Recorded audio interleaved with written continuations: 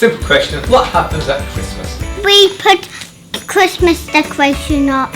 You open presents. And you can open presents at that day. It represents the birth of baby Jesus. In the morning, we go downstairs and open our presents, and then if it's a toy that you can play with it, and then you have some breakfast in the morning. Who was Jesus' mom? Mary. God. Mary. Good I thought that was his girl. wife. Who was Mary going to marry? Joseph. And do you know where the stable was? In Bethlehem. They stayed in the stable. Hotel. Stable. How long ago was the first Christmas? 6 million days ago. 6 million days ago. I always thought it was 1992, but I don't think so. And how did they get to Bethlehem? On a donkey. The naughty man broke, comes in the house thingy. Basically, they had a donkey thing. Donkey. Donkey. Can you make a donkey noise? Hee-haw. Okay. And what else was in the stable? So there was Mary, there was Joseph. What else was in the stable? Horses. Hay, star, angel, sheep, the 3 wise men, and the shepherds. The baby and the donkey. Anything else? The The birdie. And the baby. And the baby. And there's 2 horses. What did the people who came to visit Jesus, what presents did they bring? Do you know? Gold, frankincense, and myrrh. The present for Mary and Joseph was Jesus. Yeah, people. All the games. Kings. But how did they know how to find Jesus? Did they have a map, do you think? The star. A star signal gave them the signal to go to the barn. How did they find baby Jesus? In the tunnel. I always thought there was a light, like shining, but I think it was a star. What do you love about Christmas? See my family. That you get to spend time with your family. I like spending time with my family. I like decoration. I like when we get presents. I like opening the presents. I like putting up the tree. Happy Christmas! Happy Christmas! Happy Christmas to everybody. Have you ever noticed how it's a lot easier to do something with someone else?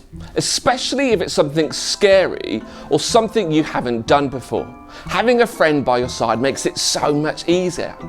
Having someone with us helps us overcome our fears and to keep going when we want to give up. Now, I'm rubbish at exercise. If I go for a run by myself, I'm quite likely to stop when it gets a bit tough.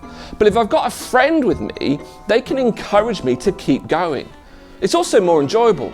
You know, lots of the things I love to do are not the same on your own. One example of this is going to theme parks. I absolutely love theme parks. I love roller coasters. I love that feeling of being a bit scared. But it's not the same going on roller coasters by yourself. It's just not as fun. And sometimes you need a friend to help you overcome your fear. Now, a few years ago, Louise, my wife, and I went to Thorpe Park with a friend of ours. They were a bit scared, but they really wanted to go on the rides. So we started off queuing for Colossus. It was a really busy day and the queue took quite a long time. Now, going to a theme park with an odd number isn't great, as someone always has to sit by themselves. Louise volunteered to sit by herself first, and I was sitting next to Chris, or Little Chris as we call him. I'm Big Chris and he's Little Chris. And before you say anything, it's got nothing to do with my weight. Chris is the son of a friend of ours. I was 19 when I first met him and he was only 5. Anyway, Louise climbs into her car and I climb into mine and I pull the harness down and I turn to check that Little Chris is okay, but he's not there. He has completely vanished. He's legged it. Louise is in front of me sitting by herself, and I'm sitting behind her on my own. The photos made it look like we'd had an argument, that we'd fallen out. It's probably not the best phrase to use when talking about roller coasters. Anyway, we get off the ride and we go and find little Chris. And he apologises and he says he wants to try it again. So we queue up again. This time, Chris goes with Louise and I sit on my own. And I climb into my car and Louise and Chris climbs into theirs. But this time, Louise lets Chris go first so that he can't escape back past her. But instead, he just walks straight through and out the other side, leaving us to ride alone again. Now, this whole thing repeats itself over and over again. We spend the entire day queuing for rides, only for Chris to bail at the last moment. Now, it's getting late. The park's about to close, and we haven't got much more time, so we give it another try.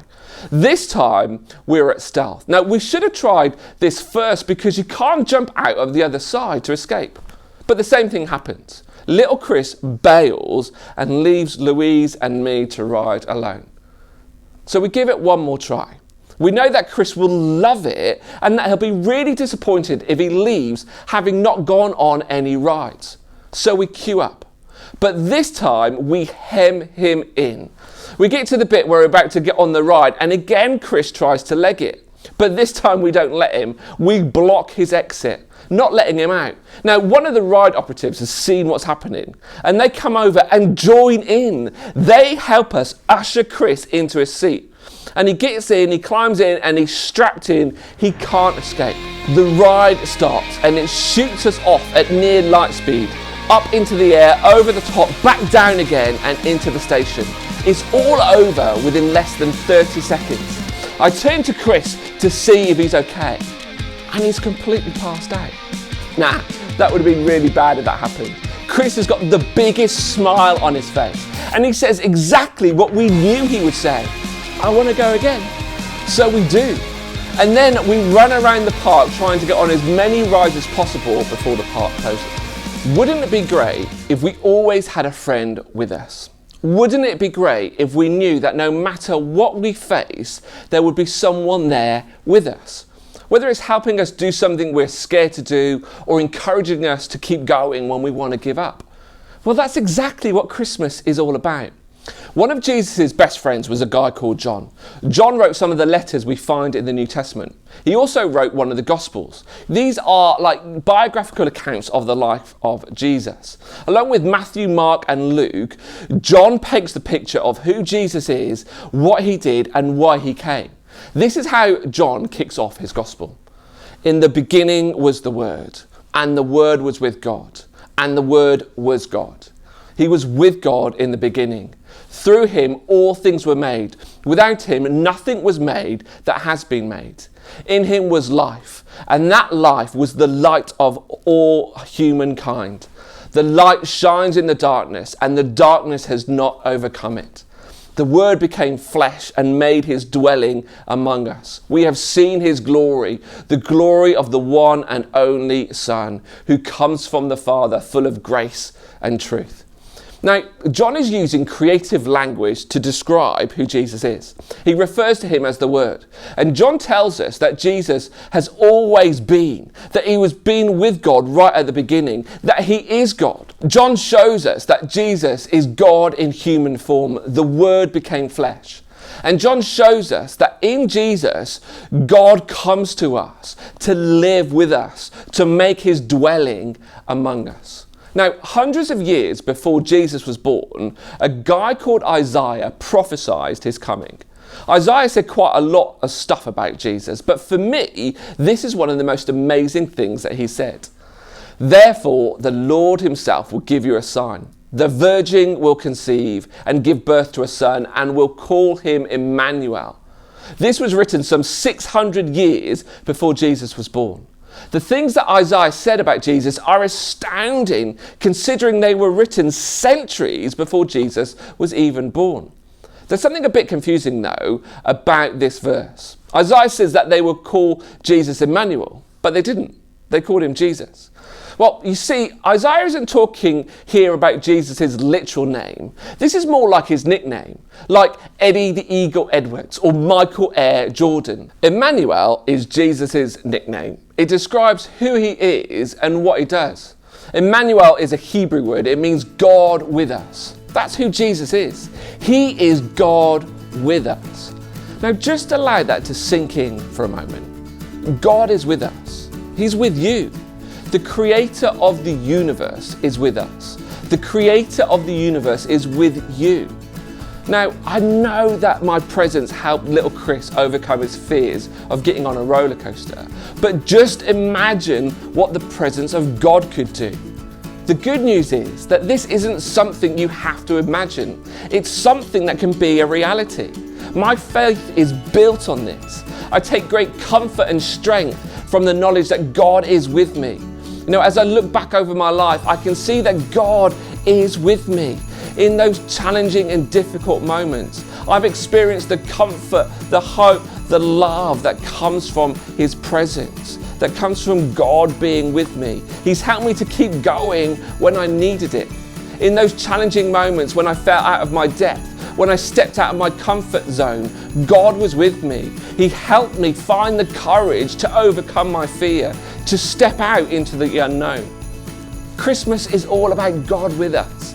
The reason Jesus left heaven to come to earth, to be born as a baby, to live the life He lived, to do the things He did. The reason Jesus willingly allowed Himself to be executed, buried, but conquered the power of death and come back to life 3 days later is all about Emmanuel, God with us. Jesus makes it possible for God to be with us, for God to be with you. So whatever you face, wherever you go, whatever you do, God is with you. The creator of the universe is on your side. He's in your corner. He wants what's best for you. He's cheering you on. You might not be aware that He's there. You might not be aware of His presence or able to draw comfort and strength, peace and hope from Him. But He's there. And if you look for Him, you will find Him. Christmas is all about Jesus making it possible for God to be with us. The rest is up to us. The rest is up to you. To allow ourselves to experience and encounter Him, to open our eyes and see Him at work around us and in us. Now that's my hope for you this Christmas, that you are able to see that God is with you and that you are able to be with Him.